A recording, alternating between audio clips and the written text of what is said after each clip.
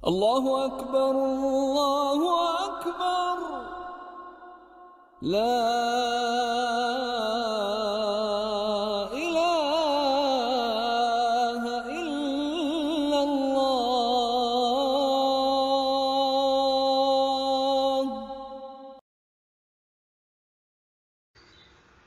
আসসালামু আলাইকুম বন্ধুগণ,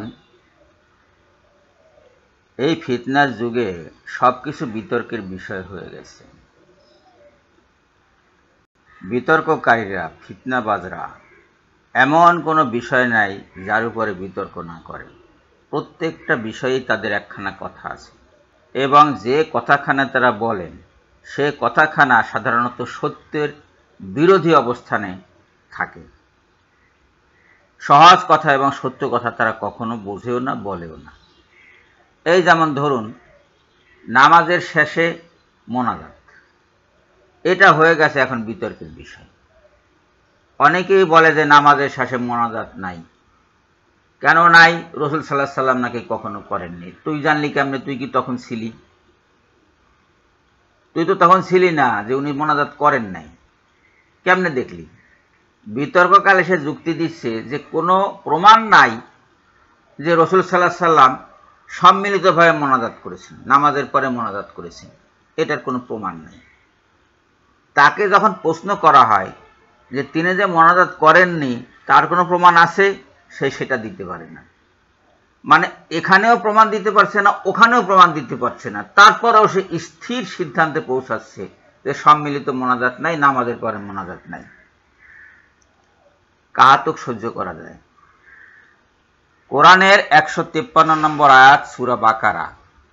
এই যে সূরা বাকারার 153 নম্বর আয়াত আপনারা দেখুন, এখানে কি বলছে?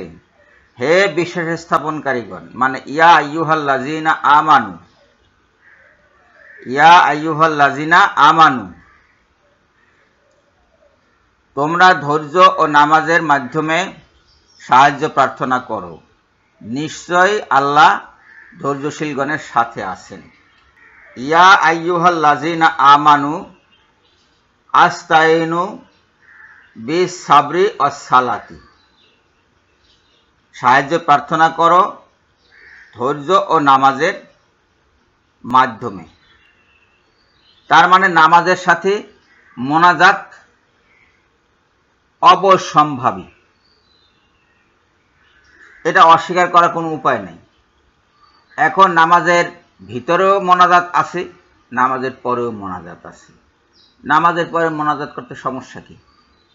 আল্লাহ বলছেন মোনাজাত করতে, আপনি মোনাজাত করবেন না কেন? আপনি বেশি জানেন, আপনি বেশি বোঝেন।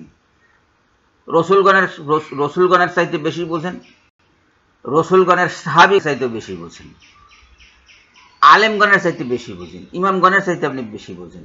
কিন্তু যে কোনো একটা প্রশ্ন করলে আপনি আটকাই যান, কোনো একটা প্রশ্ন করলেই আপনি আটকাই যান। আপনি কেউ লন্ডনে বাস করেন, কেউ নিউ ইয়র্কে বাস করেন, কেউ কলকাতায় বাস করেন, কেউ দিল্লিতে বাস করেন, প্রত্যেকেরই এক একখানা নতুন ধর্ম সৃষ্টি পায় তারা।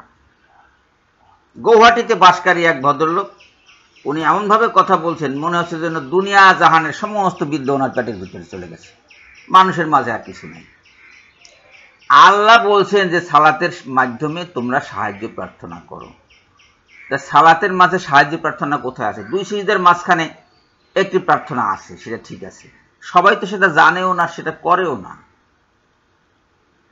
সেই মোনাজাত আল্লাহ মাগফিরলি ওয়ার হামনি ওয়া আফিনি ওয়াহদিনি ওয়ার জুকনি ওয়াজবুরনি ওয়ারফানি, এই মোনাজাত তো সবাই জানে না এবং সবাই এটা করেও না, এবং দুই সিজদার মাঝখানে এটা পড়াটা ফরজও না, ওয়াজিবও না। তাহলে মোনাজাতটা সে কখন করবে? নামাজের পরে। নামাজের পরে তসবিহ তাহলিল আছে।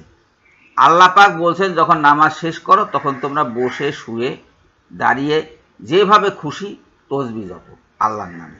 রাসূলুল্লাহ সাল্লাল্লাহু আলাইহি সাল্লাম বলছেন প্রত্যেক নামাজের পরে তোমরা 33 বার সুবহানাল্লাহ, 33 বার আলহামদুলিল্লাহ এবং 34 বার আল্লাহু আকবার পড়ো, আর তার সাথে চৌথ কলেমা একবার পড়ো। তা এই যে পড়বে, পড়ার পরে করবে কি?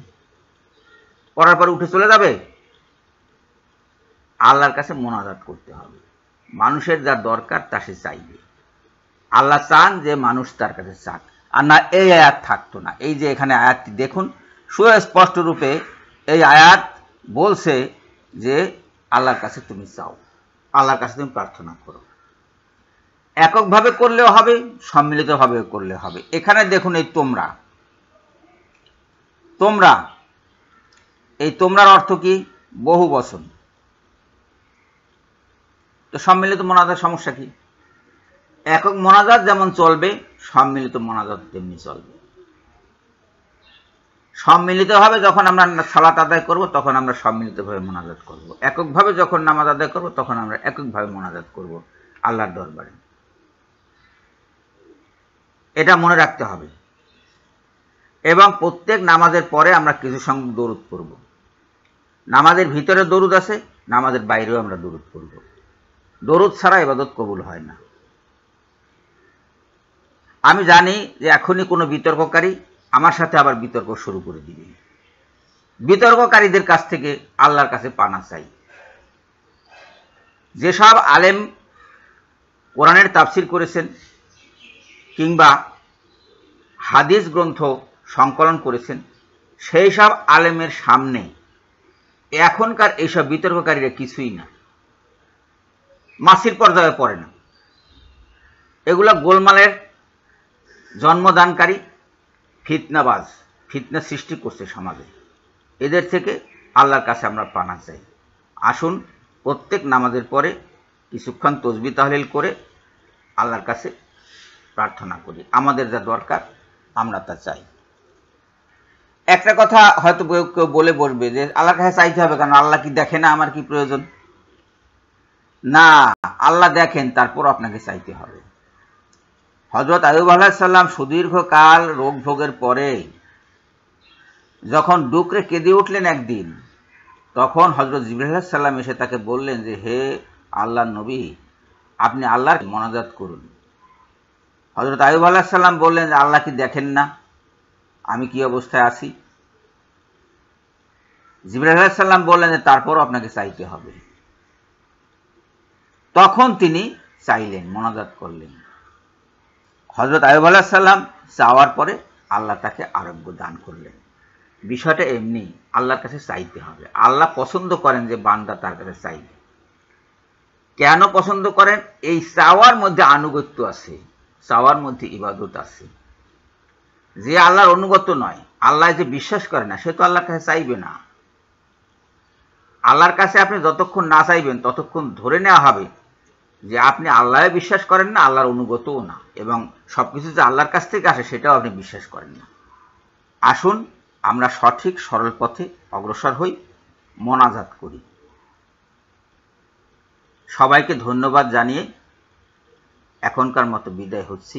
আল্লাহ হাফেজ।